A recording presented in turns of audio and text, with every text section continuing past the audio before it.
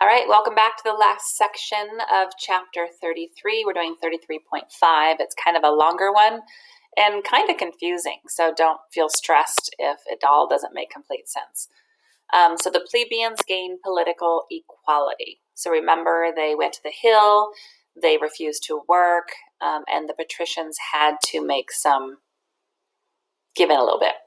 So the plebeians' revolt led to a major change in Roman government. The patricians agreed to let the plebeians elect officials called tribunes of the plebs. The tribunes spoke for the plebeians in the Senate and with the consuls. So they started to get a voice in government.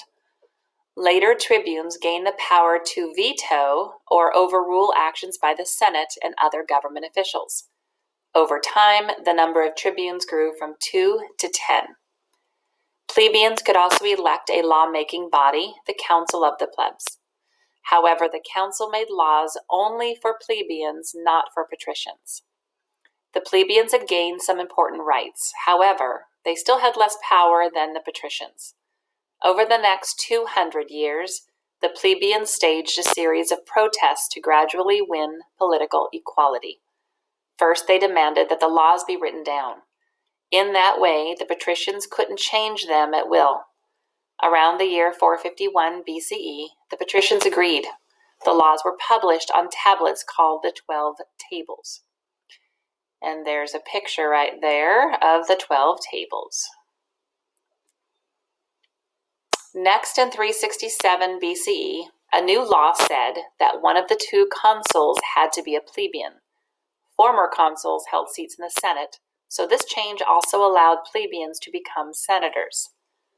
Finally, in 287 BCE, the plebeians gained the right to pass laws for all Roman citizens.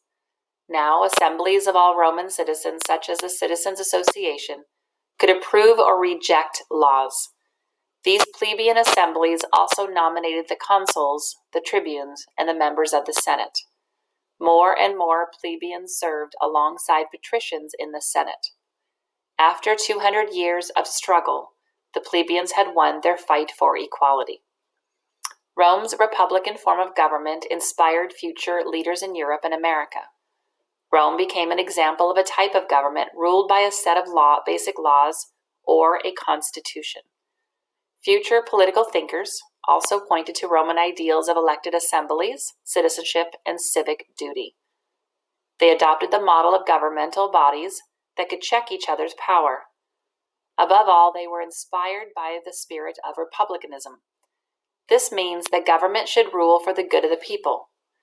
Cicero, a famous Roman statesman, captured this spirit when he wrote, "The people's good is the highest law." And then take a moment and you can read the chapter summary.